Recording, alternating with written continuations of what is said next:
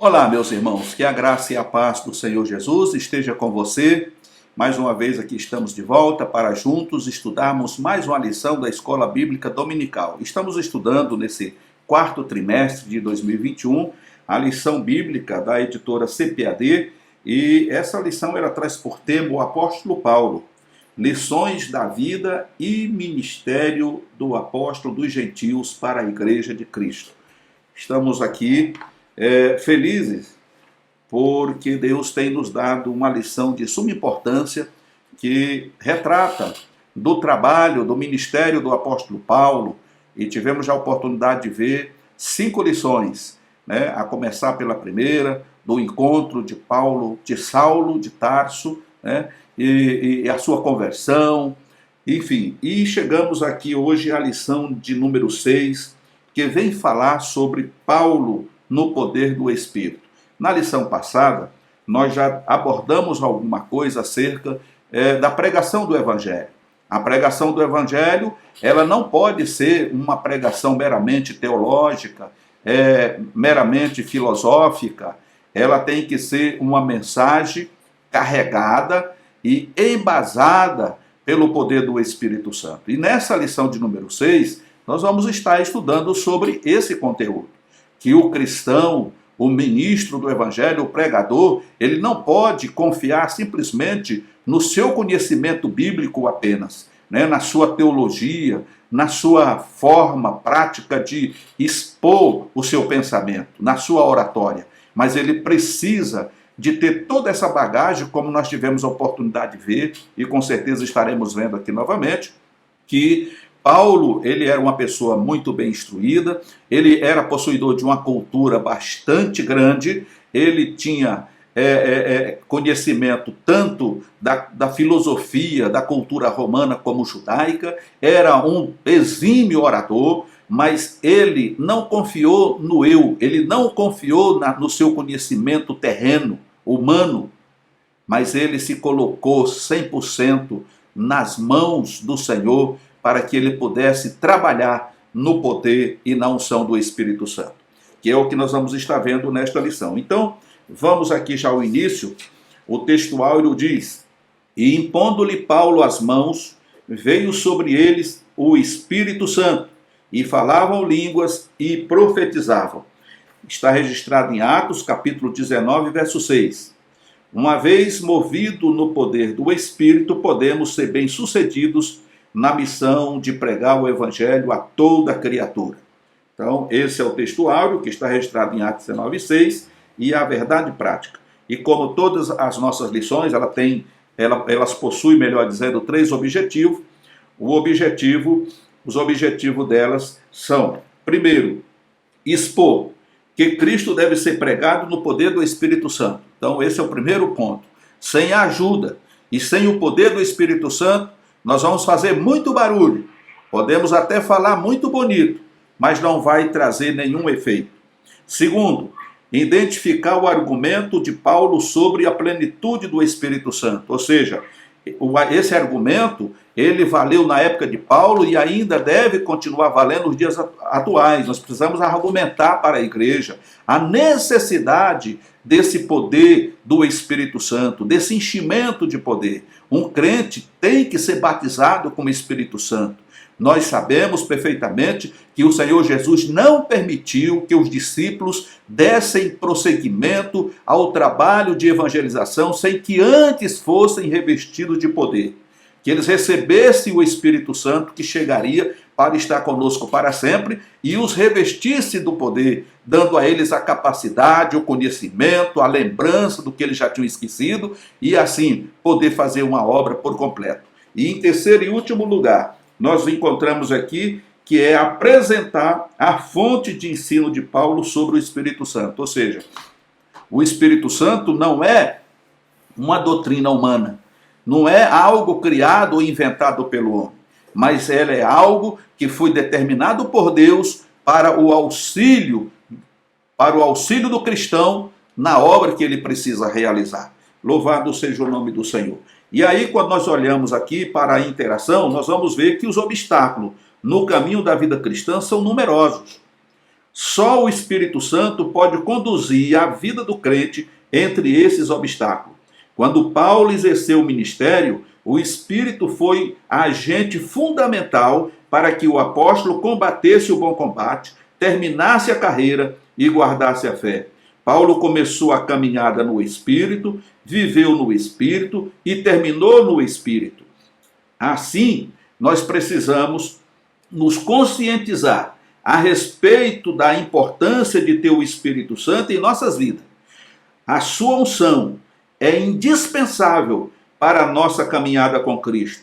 Portanto, não podemos viver sem Ele, muito menos extinguir a sua presença em nossas vidas. Vivamos, mais uma vez eu digo, vivamos na plenitude do Espírito Santo. Esse é o desejo de Deus para nós. Através do comentarista, isso é embasado com toda certeza pelo Espírito Santo, porque esse é o desejo de Deus para nossas vidas. É a única forma de começarmos a nossa caminhada no Espírito, viver no Espírito e terminar nossa caminhada aqui no Espírito. E aí, como Paulo, poderemos com toda certeza reafirmar: combati o bom combate, acabei a carreira e me esqueci da fé. Misericórdia. Infelizmente, muitos estão agindo dessa forma. Eles combateram o bom combate, já acabaram a carreira, mas se esqueceram da fé. Mas o verdadeiro cristão, ele não vive assim. Combate o bom combate, acaba a carreira, mas guarda a fé. Porque esse combate, essa carreira e essa conclusão, ela nada mais é do que algo auxiliado pelo Espírito Santo. Sem o Espírito Santo, nós seremos apenas lata vazia. Uma vasilha, como disse Paulo, não vai servir para nada. É um metal que tine, mas não tem um som gostoso. E em outras palavras, num adágio popular muito conhecido assim: nós entra vazio e sai batendo lata. Mas com a ajuda do Espírito Santo, nós teremos conteúdo e nós podemos fazer a obra de Deus em tempo e fora de tempo. E as pessoas que nos ouvirem, que ouvir a tua mensagem, que na verdade não é tua, mas é de Deus, mas por teu intermédio, eles ouvirão uma mensagem que vai resultar na fé, no despertar da fé. E essas pessoas se voltarão para Deus e aceitarão a Jesus como Salvador. E é isso que o Senhor Jesus quer. Louvado seja o nome do Senhor. No primeiro tópico aqui nós vamos ver Paulo pregando a Cristo no poder do Espírito. E diz aqui, Paulo, movido pelo poder do Espírito. Aí temos aqui o livro de Atos, mostra que após sua conversão, Paulo ficou alguns dias com os discípulos que estavam em Damasco. E logo em seguida ele pregava a Jesus que este era o Filho de Deus nas sinagogas. Mais tarde, quando chegou a Jerusalém, Paulo falava ousadamente no nome de Jesus. Era o poder do Espírito Santo que o movia de tal modo que o apóstolo não tinha outra missão senão pregar a Jesus e este crucificado. Ele só poderia pregar tal mensagem pelo Espírito de Deus. Quando a gente recebe o batismo com o Espírito Santo, irmãos, e temos a vocação de Deus ou o chamado de Deus para o ministério, você começa a fazer a diferença. Porque as pessoas que estão ao teu redor, e principalmente o ministério, eles começam a observar que você tem uma diferença entre os demais, ou seja, você tem um chamado de Deus para o ministério. E quando a gente analisa a vida de Saulo, de Tarso, Saulo ele era um religioso, e ponto, não resta nenhuma dúvida de que ele não fosse.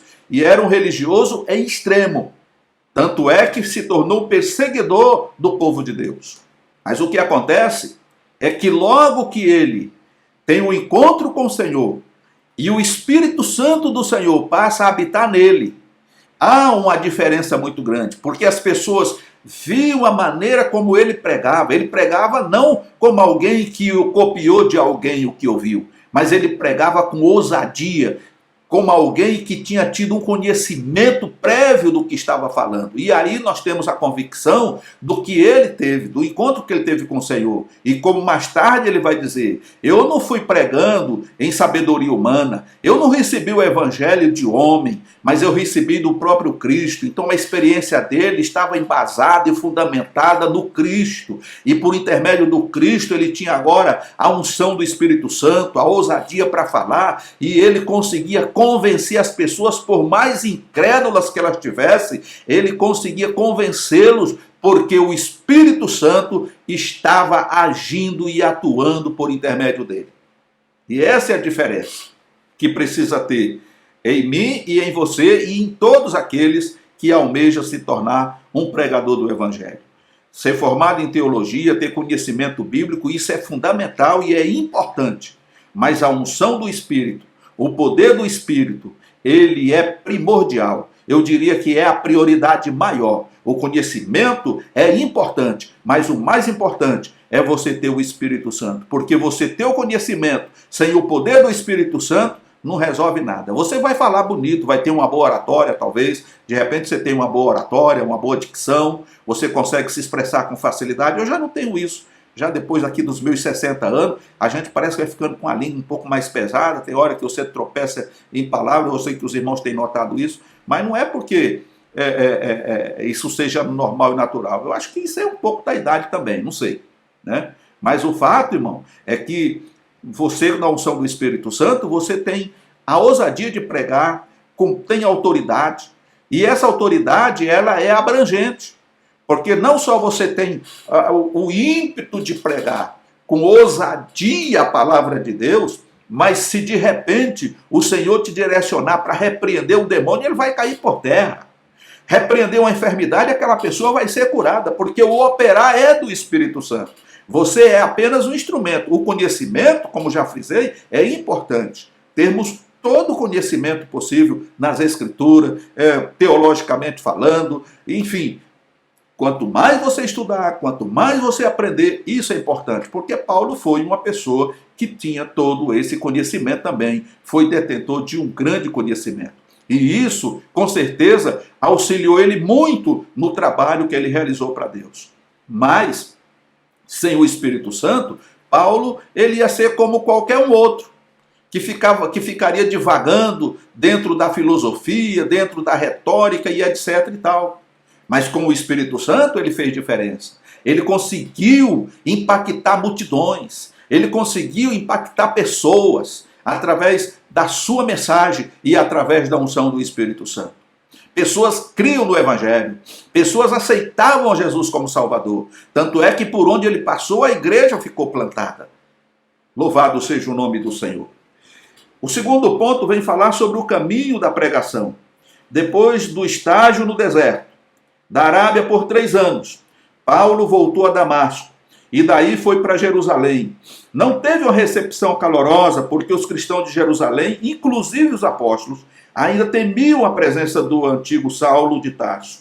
Com alguma reserva, ele foi acolhido na igreja mãe e todos ouviram o seu testemunho. E sem intimidar, ele pregava ousadamente para os judeus e gregos da cidade. Entretanto, Paulo recebeu uma revelação de que deveria sair de Jerusalém.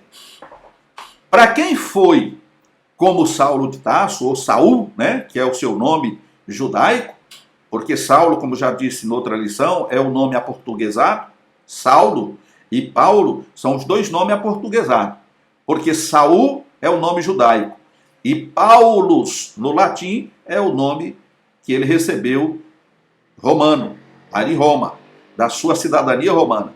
Então, Saulo, ele por ter sido um tremendo de um perseguidor, alguém que não tinha escrúpulo, então mesmo convertido, mesmo fazendo parte agora da família de Deus, até os apóstolos, tinha receio. Porque eu fiz esse comentário, eu parafraseei isso numa outra lição, que mesmo ele estando ali, talvez no pensamento de alguns, era esse. Será que ele agora não se tornou crente? Porque isso é natural, irmãos. De repente, quando acontece alguma coisa fora do comum no nosso meio, Nós somos também atacados por esse tipo de pensamento. Será que ele não está dando uma agora de cristão? Né? Mudou agora de atitude? Será que ele não está querendo abarcar todo mundo de uma vez e pegar todo mundo na curva agora? Vamos ficar esperto com esse camarada. Né? Sempre tem aqueles. Vamos ficar esperto, vamos ficar de olho. Esse camarada, olha, não sei não. É natural do homem. Isso é comum. Né? Talvez você já tenha passado por essa situação. Né? Ele está dizendo isso aí, ó, mas não sei não. De repente ele está, né, jogando uma verde para pegar madura. Ele está com 7-1. Não é isso que se fala? Então, da mesma forma, aconteceu lá em Jerusalém. Muitos irmãos ficavam meio arredio. Peraí, ele está falando com muita ousadia de Jesus. Um camarada que não andou com Jesus, que não viveu com os apóstolos, que não viu Jesus crucificado e nem ressuscitado. O camarada fala numa ousadia tremenda de Jesus. O que é isso? O que está acontecendo? Será que isso é verdade? Sei não. Acho que é melhor nós ficar atentos. E se ele estiver armando aí alguma coisa contra nós?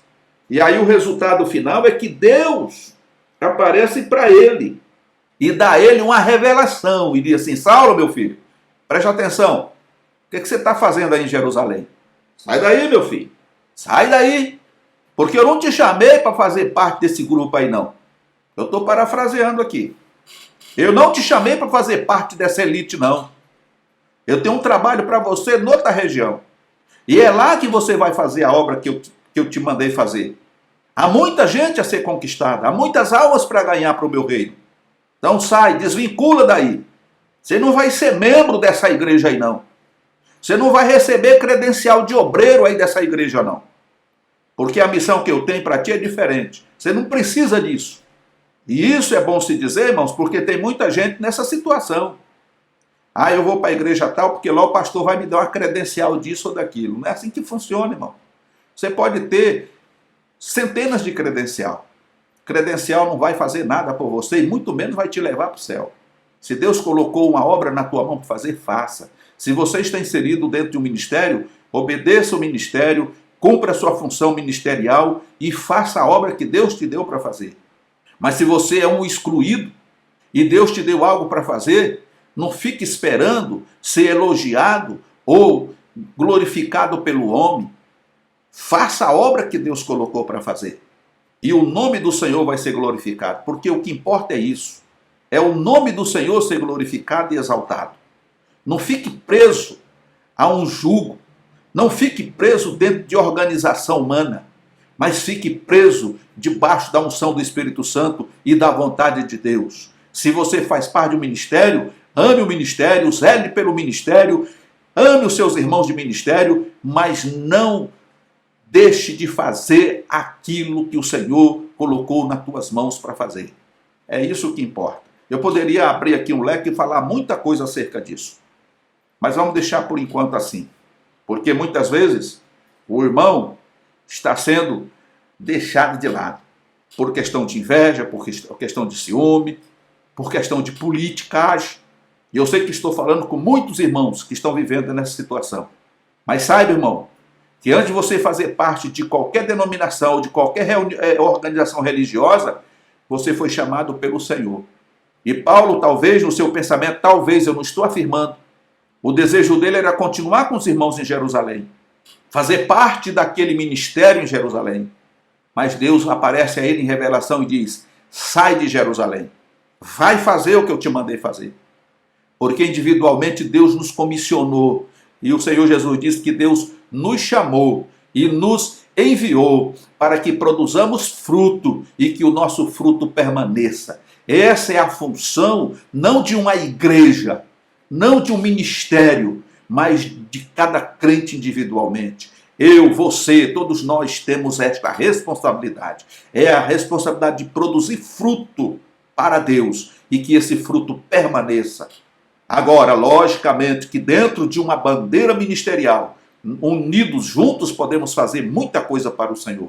Mas quando encontramos dificuldade para fazer aquilo que Deus quer que seja feito, porque a bandeira impede aqui, a bandeira impede ali, porque somos muitas vezes proibidos de fazer isso ou aquilo outro, porque temos que bater continência para alguém que se diz que está no comando e ele quer se estar acima do bem e do mal, aí as coisas mudam de figura, porque você não vai tratar com o homem, você vai tratar com Deus.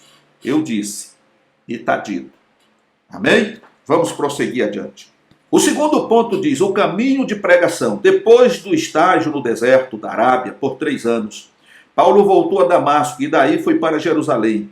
Não teve uma recepção calorosa porque os cristãos de Jerusalém, inclusive os apóstolos, ainda temiam a presença do antigo Saulo de Tarso. Então nós já falamos sobre isso. Eles ainda tinham ressalva, eles já tinham medo, eles não sabiam o verdadeiro pensamento de Saulo. De repente Saulo estava sendo ali um infiltrado, alguém que estava procurando uma oportunidade para destruir com a igreja definitivamente. Mas o ponto 3 diz, Paulo e as 2 viagens missionárias. Na primeira viagem, Paulo não estava só, mas acompanhado e assistido por Barnabé, que era um conselheiro competente. Os 2, Paulo e Barnabé, passaram por vários lugares e visitaram os discípulos que estavam em Antioquia, Fenícia, Chipre e outros pequenos lugares. Na segunda viagem missionária, o apóstolo e Barnabé voltaram a Antioquia, porque a igreja dessa cidade havia crescido e se tornou ponto de partida para visitar outras cidades. Nessa viagem, eles passaram por Listra, Troas, ou Troade, Filipos, Tessalônica, Bereia, Atenas, Corinto e por fim Éfeso. Em todas essas viagens, o Espírito Santo movia o ministério de Paulo. Então, nós vemos aqui um ponto importante, para que nós possamos pontuar bem isso aqui. Paulo, ele era um recém-convertido. Ele ficou os 3 anos lá na Arábia, nós já falamos na lição anterior, que esses 3 anos ele não ficou lá camuflado não, mas ele ficou lá estudando, reavaliando tudo aquilo que ele já tinha aprendido e agora fazendo uma reavaliação do encontro que ele teve com Cristo e comparando, como os crentes bereanos, comparando uma coisa com a outra. Quer dizer, lá em Bereia, conforme Paulo diz, que quando alguém estava pregando, ele estava ali confrontando, né? Estava ali conferindo para ver se o que estava sendo dito lá no púlpito tinha coerência com o que estava escrito. E eu acredito que Paulo, na mesma situação, ele começa a fazer uma revisão de tudo aquilo que ele já tinha aprendido acerca da lei, dos profetas, enfim. E agora, com mais esta nova, que era o encontro real que ele tinha tido com o Senhor Jesus. Então, 3 anos. Os discípulos ficaram 3 anos com Jesus, aprendendo de Jesus. E agora Saulo, 3 anos naquele deserto, aprendendo diretamente do Espírito Santo. Do Espírito, por quê? Porque quando ele saiu lá do encontro com Ananias, ele saiu batizado nas águas e saiu batizado com o Espírito Santo. Então ele agora tinha o auxílio, a ajuda do Espírito Santo, não só para fazer lembrar tudo aquilo que ele já tinha aprendido desde a sua infância, mas agora também colocar em evidência aquilo que ele tinha aprendido ou a experiência que ele tinha tido com Jesus ressurreto. E quando ele volta para Jerusalém, talvez, como já frisei aqui, no pensamento dele era permanecer mais tempo ali. Mas o Senhor disse não, sai de Jerusalém e prepara alguém, Barnabé, para ser ali talvez o seu Cicerone, porque era um irmão que já tinha uma experiência mais aprofundada, um conhecimento mais aprofundado. Então ele sai em companhia de Paulo. Não é a Barnabé que está na companhia de Paulo, mas é Paulo que vai na companhia de Barnabé, porque ele era um bom conselheiro. Então ele ia continuar instruindo Saulo em alguns pontos, em algumas coisas que ele ainda não dominava, que ele ainda não tinha um total conhecimento. Os irmãos estão compreendendo? Então é exatamente isso que a lição está nos mostrando.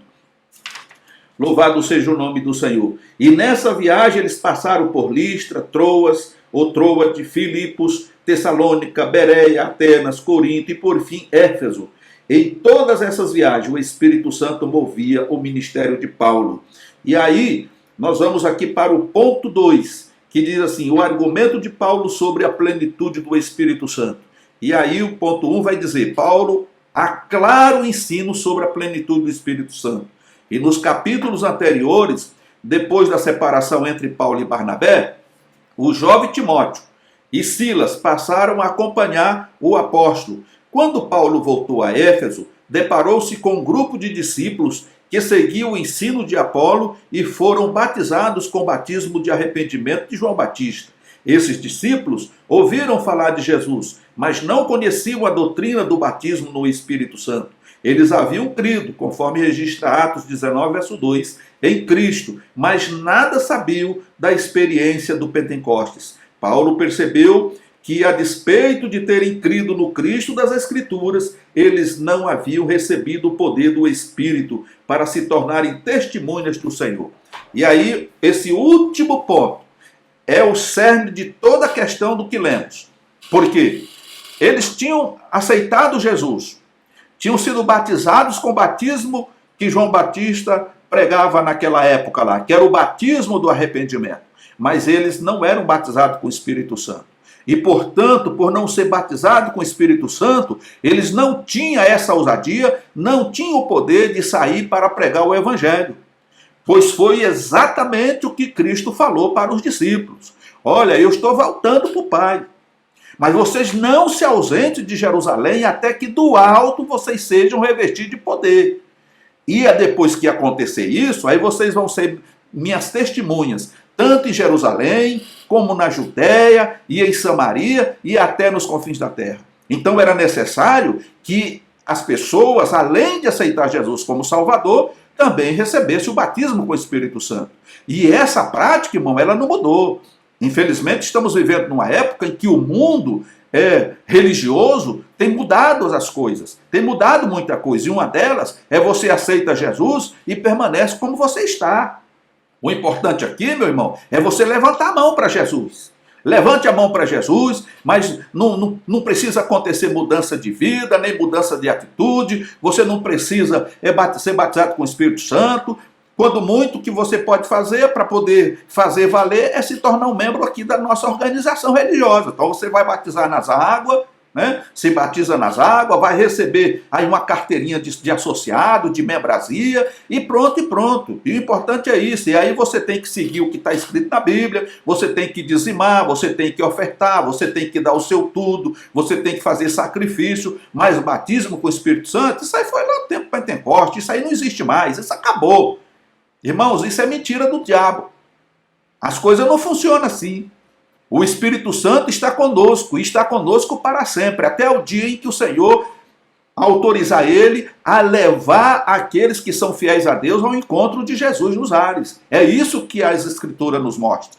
Então ele está aqui, e nem eu, e nem você, e nem ninguém é capaz de pregar o Evangelho com ousadia sem a unção do Espírito Santo. E essa tecla eu venho batendo desde o início desse trimestre. Porque isso é fato.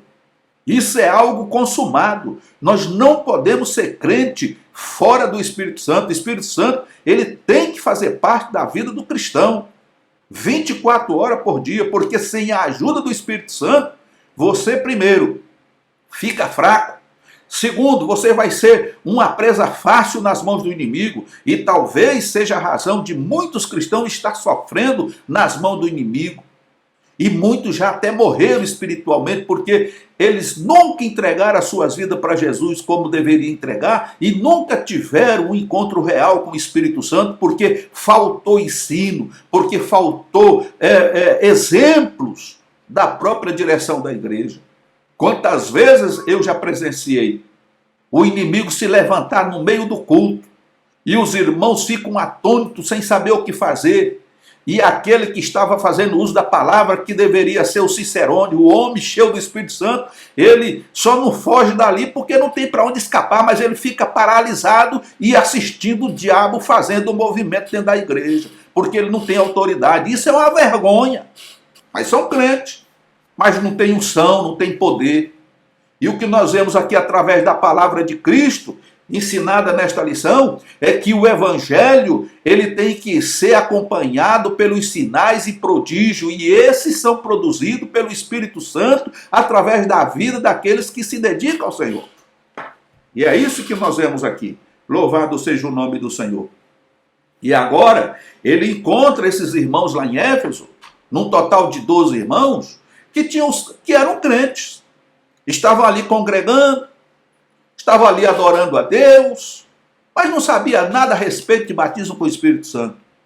E agora nós vemos aqui que Paulo vai dar sequência e ele diz assim: é preciso crer para receber o Espírito Santo.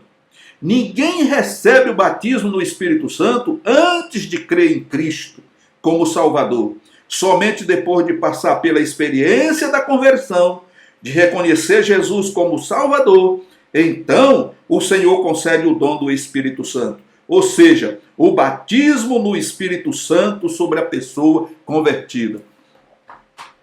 Eles não podiam receber o batismo antes de crer. Eles ouviram a pregação de João Batista, eles creram que eram, se convenceram de que eram pecadores, se submeteram ao batismo, acreditavam em Jesus, mas faltava uma outra parte, o ensino sobre o batismo com o Espírito Santo e os dons espirituais.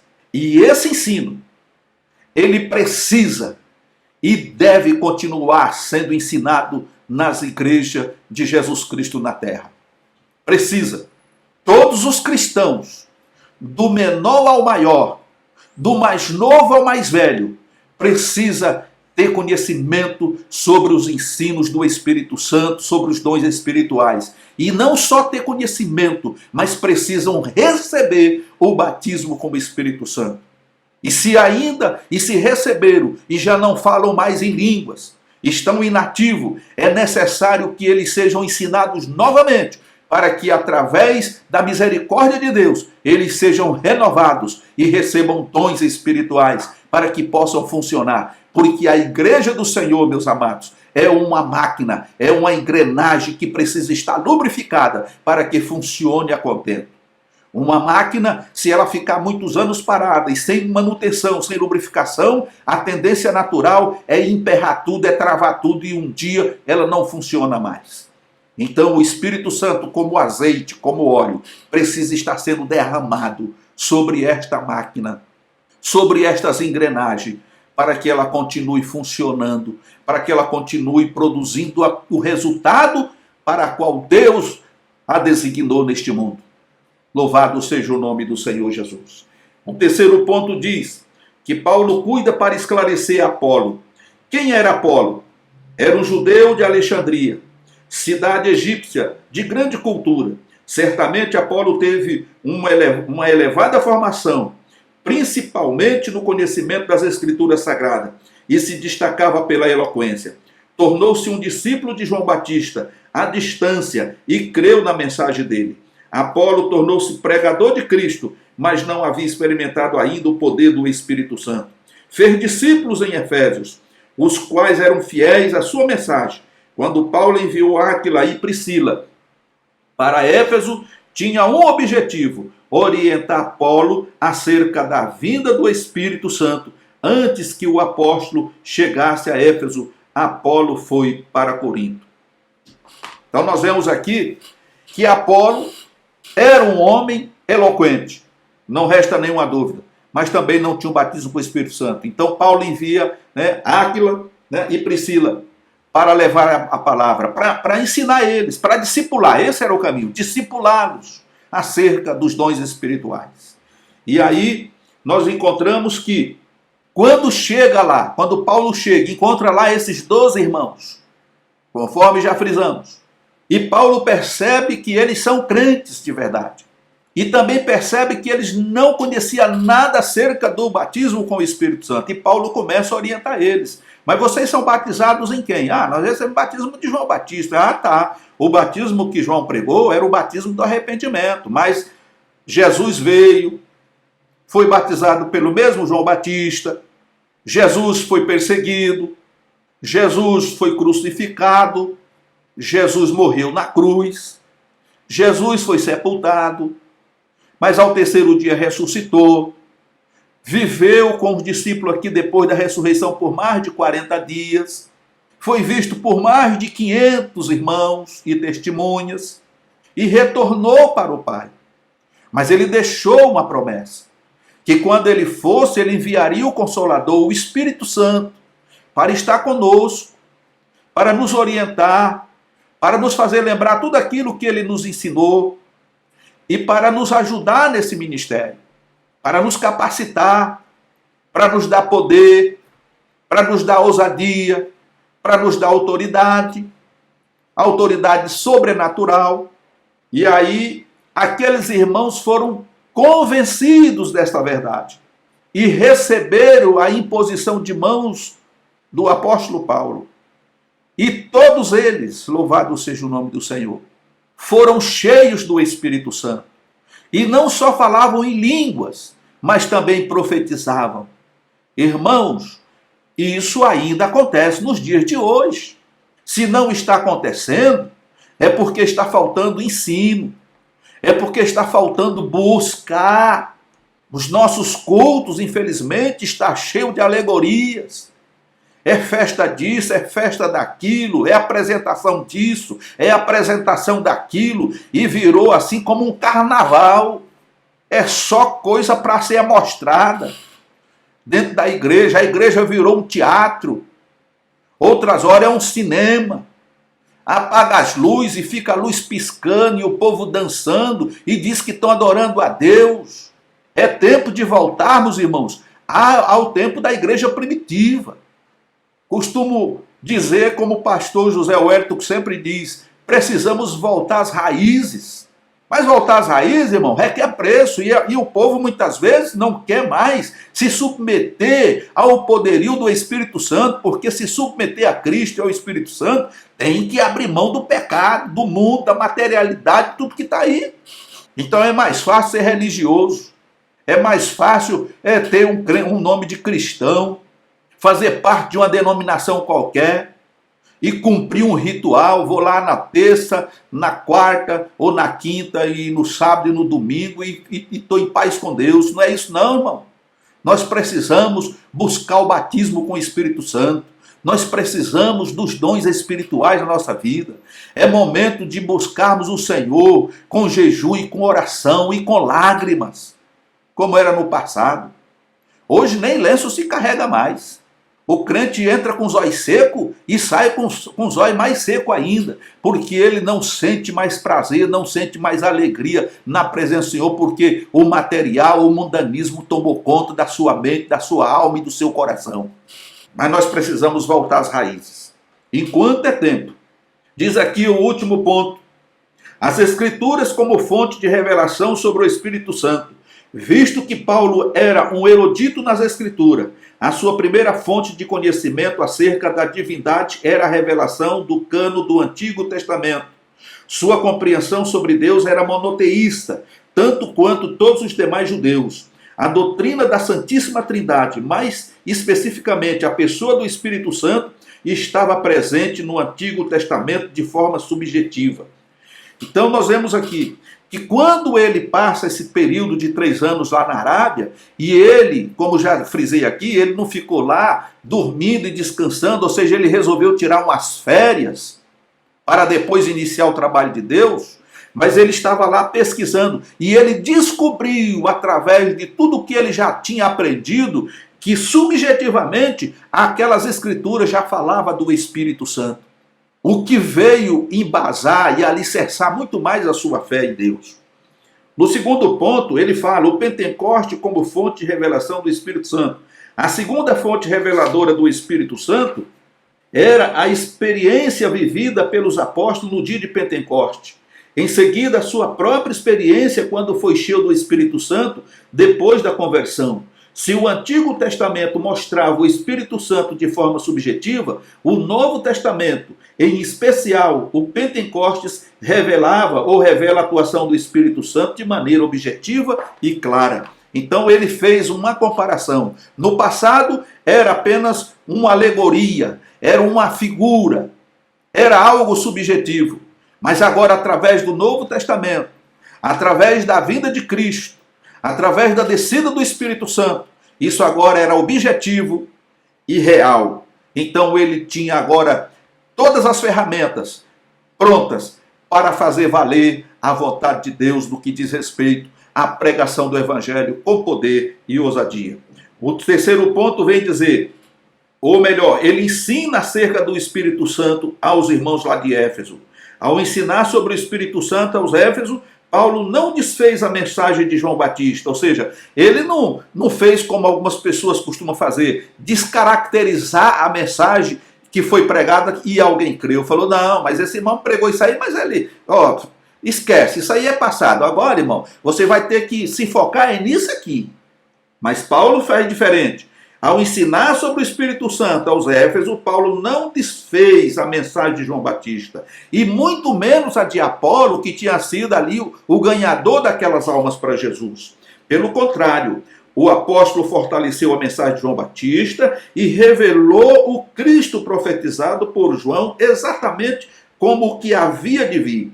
A seguir, Paulo anuncia sobre o Espírito Santo aos Éfesos, os quais recebem a mensagem que havia sido consumada no dia de Pentecoste. Então ora por eles e impõe as mãos sobre as suas cabeças, e o Espírito Santo é derramado como chuva abundante sobre todos, e começaram a falar em línguas e a profetizar. E iniciou-se um grande avivamento na igreja de Éfeso.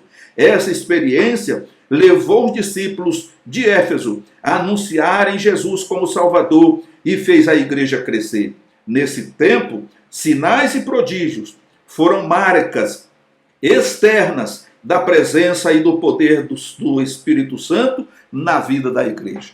Então, quantas pessoas nos dias em que vivemos reclamam: mas a igreja não é mais a igreja do passado. Hoje nós não vemos mais batismo com o Espírito Santo. Hoje nós não vemos Jesus curar mais. Quantas pessoas eram curadas durante as reuniões na igreja? E não precisava de concentração evangelística, não precisava de cruzada evangelística, não precisava de evento, não. Irmão, dentro do templo, aquelas congregações, Jesus batizava crente com o Espírito Santo na escola dominical. Cego via, fazia a oração da fé, muitos cegos conseguiam voltar a ver, surdos ouviam, mudo falava, paralítico andava. Por quê? Porque isso, irmão, é uma regra que deve permanecer acompanhando a pregação do Evangelho. Alguém pode dizer assim, mas o irmão está sendo saudosista. Não estou sendo saudosista não, irmão. Isso aqui é Bíblia. Se não está acontecendo é porque alguma coisa de errado está acontecendo também. Porque esses sinais seguirão aos que creem. Foi Jesus que disse. Esses sinais seguirão aos que creem. Em meu nome expulsarão demônios, curarão os enfermos. E se o diabo tentar alguma coisa e te der alguma comida envenenada, uma bebida envenenada, você vai agradecer a Deus pelo alimento, pela bebida, e vai beber e mal algum vai lhe acontecer, porque isso é promessa de Deus. E esses sinais precisam continuar acontecendo. E se não está acontecendo, a culpa não é do crente.